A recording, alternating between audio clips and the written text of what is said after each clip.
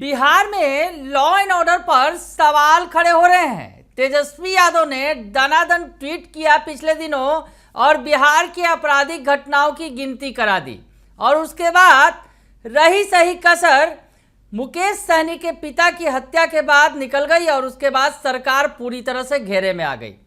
और अब बिहार के मुख्यमंत्री Nitish Kumar law and order पर बड़ी बैठक करने जा रहे हैं आज, तो दूसरी तरफ विपक्ष सड़क पर उतरने जा रहा है और इस पर अब सियासत भी खूब तेज हो गई है। नमस्कार, दर्शन न्यूज में आपका स्वागत है। मैं हूं अनुराग। बिहार में लॉ एंड ऑर्डर पर सवाल खड़े हो रहे हैं। नेता प्रतिपक्ष तेजस्वी यादव ने बार बार सवाल खड़ा किया कि बिहार में लॉ एंड ऑर्डर सही नहीं है और उसके बाद जिस तरह से मुकेश सहनी जो सन ऑफ मल्ला हैं, वीआईपी सुप्रीमो हैं, तेजस्वी यादव के सहयोगी हैं, उनके पिता की हत्या कर दी गई।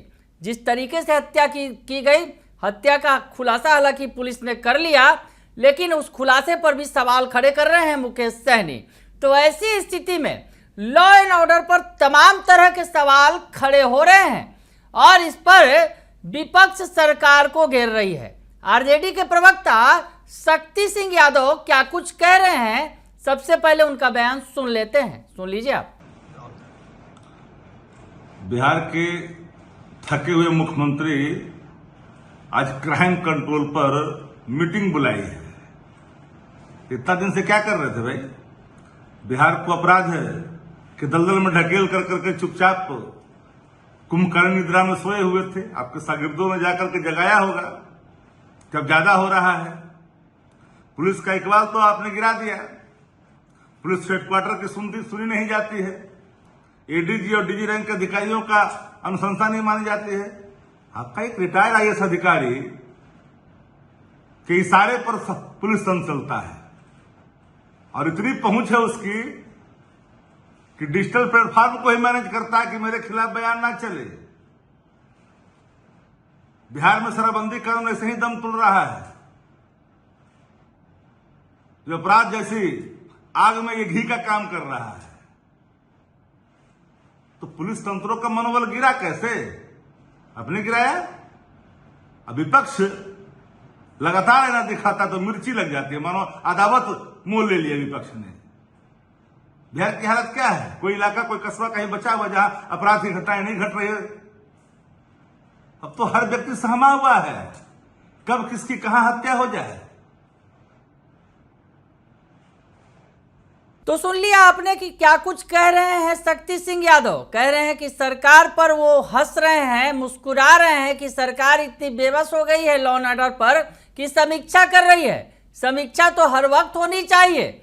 ऐसी स्थिति में आरजेडी तो घेर ही रही है, तो दूसरी तरफ कांग्रेस भी पीछे नहीं है। इधर कांग्रेस नेता अजीत शर्मा भी सरकार को घेर रहे हैं और साथ ही साथ केंद्र को भी, केंद्रीय मंत्री को लपेटे में ले रहे हैं। केंद्रीय मंत्री नित्यानंद राय, दरअसल नित्यानंद राय ने जिस तरह से बयान दिया लॉ एंड ऑर्डर को लेकर और विपक्ष जो सड़क पर उतरने जा रही है, विपक्ष लॉ एंड ऑर्डर पर अब जो है सरकार पर तीखा वार करने जा रही है सड़क पर उतरकर, तो नित्यानंद राय ने हमला किया तो उस पर पलटवार किया अजीत शर्मा ने, जो कांग्रेस के नेता हैं। तो सबसे पहले आप नित्यानंद राय को सुन लीजिए जो केंद्रीय गृह राज्य मंत्री हैं, और अजीत शर्मा जो कांग्रेस के नेता हैं वो क्या कर रहे हैं, दोनों को सुनिए। ब्लॉक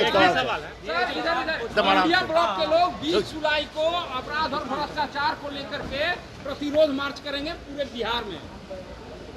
प्रतिरोध मार्च करने का तो उनको कोई हक ही नहीं है, इसलिए कि अब उनका जो इतिहास है वह आपराधिक पृष्ठभूमि वाले लोगों को संरक्षण देने और पोषण करने का है।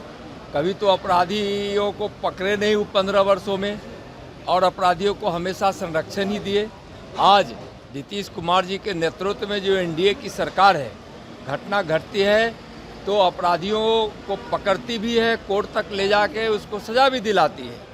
तो कोई भी घटना घटती है वह दुर्भाग्यपूर्ण होता है, लेकिन उस घटना पर सरकार तत्परता से बिहार की कार्रवाई करती है, यह एक बड़ा विषय है।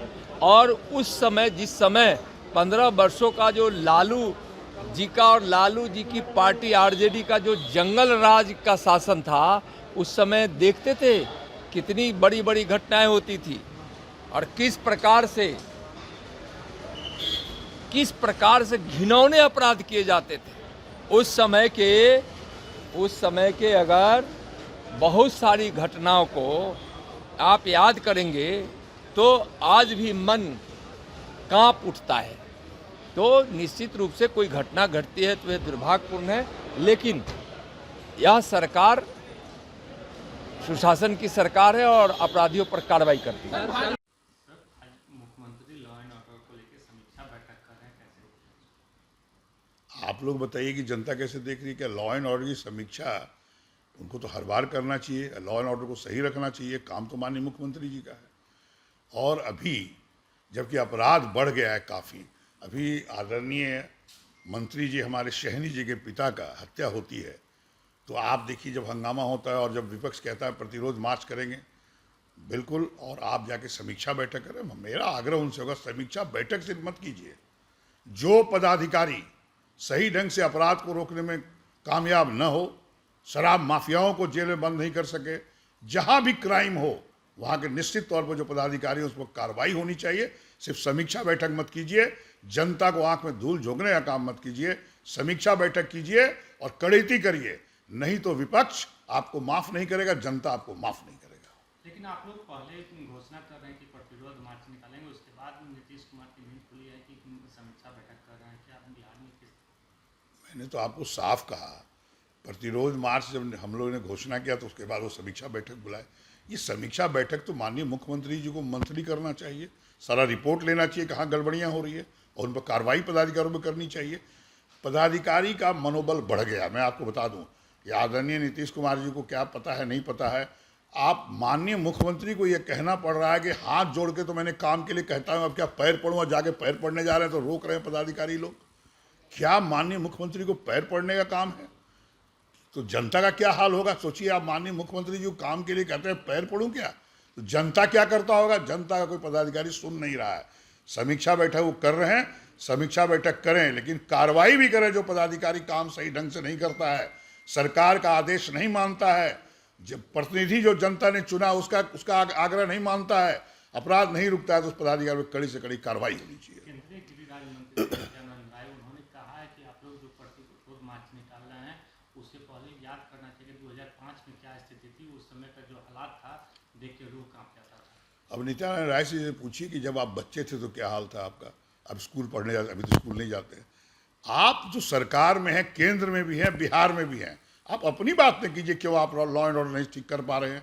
आप कह रहे हैं 2005 का देखने के लिए। अब आप जब बच्चे थे हम पूछेंगे आप स्कूल जाते थे, अभी स्कूल चले जाइए, ऐसा नहीं होता है। नित्यानंद बाबू एक अच्छे व्यक्ति हैं, मंत्री हैं, उनको सही बात करनी चाहिए। सरकार जनता बना के भेजती है। तो सुन लिया आपने, लॉ एंड ऑर्डर पर सियासत हो रही है। लॉ एंड ऑर्डर पर जिस तरह से तेजस्वी यादव ने लगातार सरकार को घेरा और उसके बाद जिस तरह से मुकेश सहनी सन ऑफ मल्ला, उनके पिता जीतन सहनी की हत्या की गई और उसके बाद तो लॉ एंड ऑर्डर पर तमाम तरह के सवाल खड़े हो गए और सीएम नीतीश कुमार ने आनन फानन में सूबे के डीजीपी राजविंदर सिंह भट्टी को बुलाया और उसके बाद पूरी जानकारी ली है। और आज लॉ एंड ऑर्डर पर पुलिस विभाग के तमाम आला अधिकारी, गृह विभाग के जो सचिव हैं, तमाम अधिकारी बैठेंगे और सीएम नीतीश कुमार पूरा हिसाब किताब लेंगे कि क्या कुछ हो रहा है बिहार के अंदर। शाम में ये बैठक होगी, लेकिन उसके पहले काफी किचकिच मची हुई है और उससे भी ज्यादा किचकिच कल होने वाली है जब आरजेडी समेत जो तमाम विपक्षी दल हैं, इंडिया गठबंधन के नेता हैं, वो सड़क पर उतरने जा रहे हैं, सरकार को घेरने जा रहे हैं। तो लॉ एंड ऑर्डर पर सीएम नीतीश कुमार अच्छे से घिर गए हैं, विपक्ष पूरी तरह से घेर रहा है। अब लॉ एंड ऑर्डर पर समीक्षा बैठक हो रही है, तमाम चीज़ों का क्या फलाफल निकलता है, क्योंकि विपक्ष भी अब आक्रामक है और सड़क पर उतरने जा रही है। तो ऐसे में आगे क्या होगा ये देखना बड़ा ही दिलचस्प होगा। बने रहिए दर्श न्यूज के साथ, तमाम खबरों से आपको अपडेट रखेंगे। फिलहाल के लिए इतना ही, धन्यवाद।